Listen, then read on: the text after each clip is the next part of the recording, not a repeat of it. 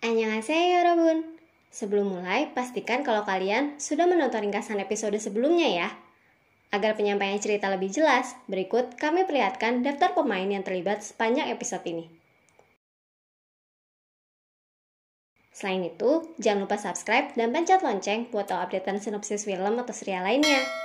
Like dan komennya juga jangan lupa. Yuk, tanpa lama-lama, kita mulai. Sijak! Do Hak-sung memperingatkan Ji-ah. Jika ia tidak kunjung menyerahkan rumahnya, Ji-ah akan menghadapi konsekuensinya. Ji-ah menanggapinya dengan cool saja. Ia tampak tidak gentar. Berbeda dengan pemilik restoran seberang jalan. Ia ketakutan sekali sampai tubuhnya gemetaran.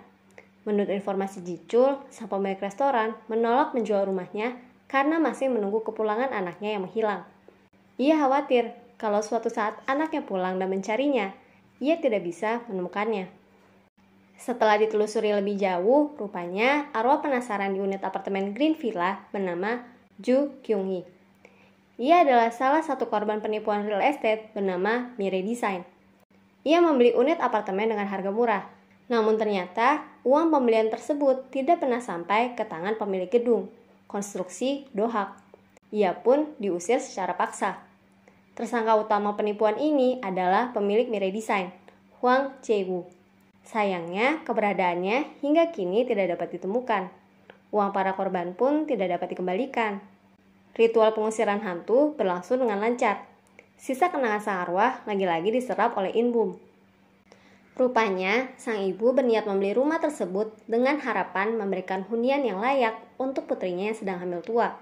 Ia ingin berguna untuk sang putri yang selama ini belum banyak ia bantu. Namun saat tahu ia ditipu, sang ibu merasa makin menyulitkan kondisi putrinya. Saking sedih dan merasa tidak bergunanya, kesehatan sang ibu menurun dan mengalami serangan jantung. Di saat yang bersamaan, sang ibu juga merasa sedih karena harus pergi meninggalkan putrinya. Setelah memahami kesedihan dan amarah sang arwah, In-bum ikutan kesal. Ia ingin sekali menghukum Hwang Jae-woo atas apa yang ia lakukan. Kalau bisa, In-bum juga ingin mendapatkan kembali uang sang ibu dan memberikannya pada sang putri. In-bum juga jadi kepikiran kedua orang tuanya.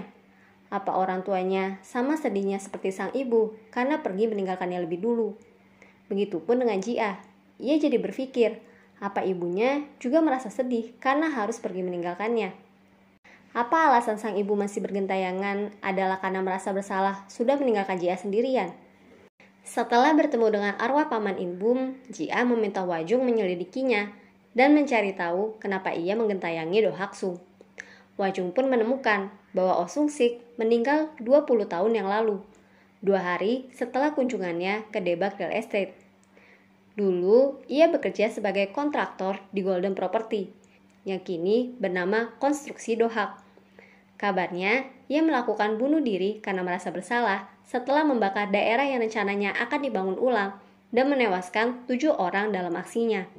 Saat itu, baik Ji-ah dan Wajung belum tahu kalau dia adalah paman In-bum. Ji-ah pergi menemui adik Hwang Jae-woo dan berpura-pura akan membeli properti dari mereka. Sebenarnya sih, itu semua hanya akal-akalannya saja agar bisa menemui sang kakak. Ji-chul juga berhasil melacak lokasi Hwang Jae-woo dan In-bum pergi mendatanginya. Tapi sesampainya di sana, ia justru bertemu dengan Kim Tae-jin. Rupanya, Hwang Jae-woo ini adalah orang yang dipercaya memegang uang Do Hak-sung. Artinya, ada kemungkinan kalau sejak awal yang menipu arwah sang ibu kemarin adalah konstruksi Do Hak sendiri. Berhubung Jae-woo adalah orang penting, Do Hak-sung memerintahkan Kim Tae-jin untuk mengawalnya. Kim Tae-jin sendiri adalah bawahan Do Hak-sung yang sering menekan Ji-ah untuk menjual rumahnya, sekaligus korban penipuan In-bum dan Ji-chul dulu. Ji-ah dan Wajung kebetulan datang di saat Tae-jin menghajar In-bum. Ia pun langsung balik menghajar Kim Tae-jin dan juga Hwang Jae-woo. Keduanya pun berhasil digiring ke kantor polisi, tapi berhasil bebas hanya dengan membayar denda. Tampaknya Do Hak-sung menyuap petinggi kepolisian. Ji-chul menemukan rekaman telepon antara Hwang Jae-woo dan sekretaris konstruksi Do Hak, membuktikan kalau dua perusahaan ini bekerja sama dalam kasus penipuan apartemen Green Villa. Posisi Do Hak-sung sempat terancam, tapi ia berhasil melimpahkan semua kesalahan pada Jae-woo. Citra perusahaannya juga tetap baik setelah mereka berkata akan mengembalikan uang para korban. Hal ini tentunya membuat Jia dan Inbum kesal. Bisa-bisanya, ia tidak tertangkap dan main lepas tangan saja dari masalah. Di akhir, Do Hak Sung akhirnya tahu kalau orang yang menyebarkan rekaman telepon tersebut adalah Ji adik kakak. Ia pun mulai mewaspadai mereka. Alih-alih menjual unit apartemen Green Villa, Ji merekomendasikan sang klien untuk menyewakannya saja. Menurutnya, beberapa tahun mendatang daerah apartemen ini akan mempunyai nilai yang tinggi. Ia pun memberitahu tawaran sewa ini kepada putri Ju Hee-kyung.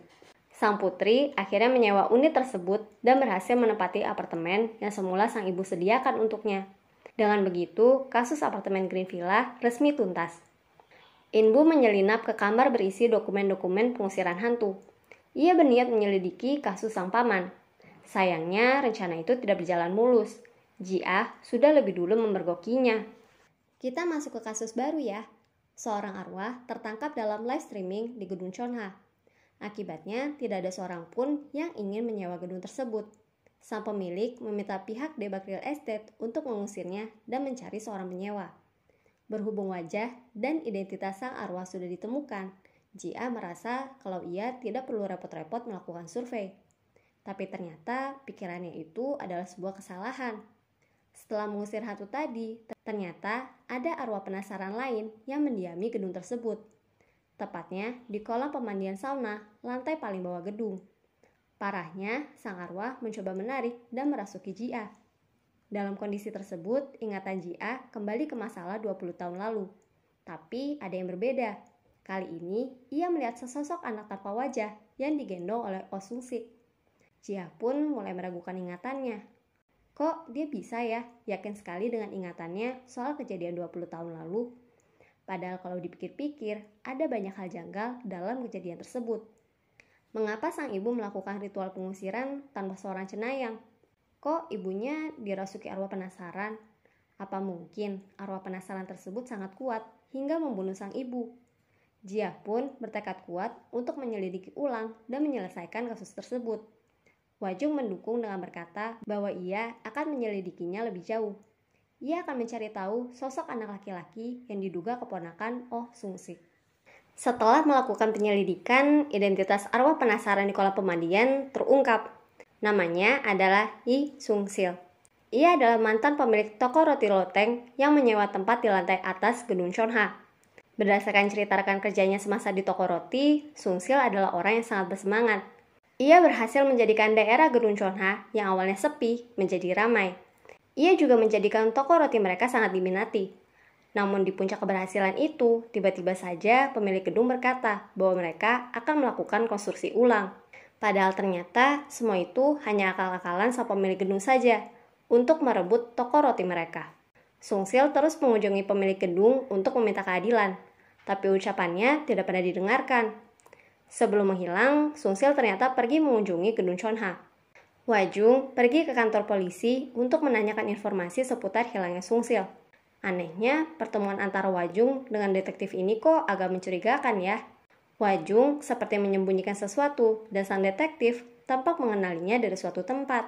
Ia pun diperlihatkan rekaman CCTV sekitar gedung, bahwa Sung-sil sudah meninggalkan gedung Chonha sebelum dinyatakan menghilang. Padahal kan arwahnya masih di sana ya. Kemungkinan besar artinya Sung-sil meninggal di sana. Jia dan Inbum melakukan ritual pengusiran hantu untuk Sung-sil. Semuanya berjalan lancar dan sisa ingatannya merasuki Inbum. Ternyata di hari Sung-sil ke gedung Chonha, ia terlibat pertengkaran dengan istri pemilik gedung. Sung-sil tahu kalau pemilik gedung merebut toko rotinya untuk putri mereka. Ia pun berkata bahwa ia akan memastikan putri mereka tidak dapat menjalankan bisnisnya. Ia pun tewas dalam perkelahian tersebut. Berbeda dengan sisa kenangan arwah-arwah sebelumnya, Inbum sampai bermimpi buruk. Ia tidak tenang. Ia ingin sekali melaporkan istri pemilik gedung ke polisi. Tapi Ji-ah mencegahnya, walau sebenarnya ia juga ingin sekali membantu. Dulu, rupanya Ji-ah sama seperti Inbum. Semangat sekali menyampaikan hal-hal yang belum diselesaikan para arwah penasaran.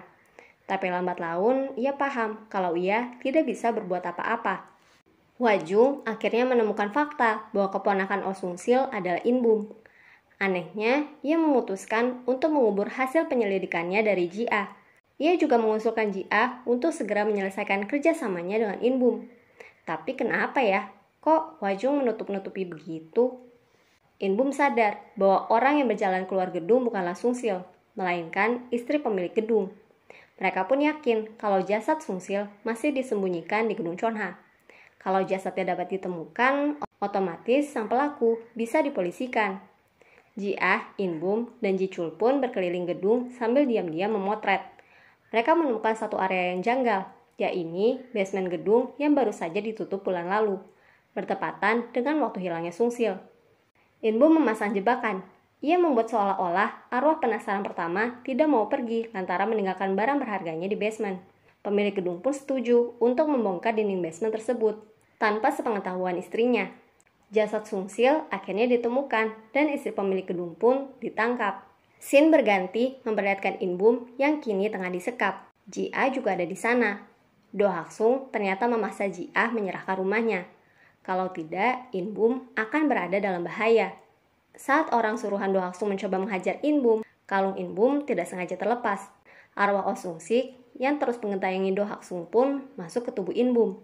Dalam kondisi tersebut, ia menagih janji Do Hak-sung yang katanya akan memberikannya sebuah apartemen.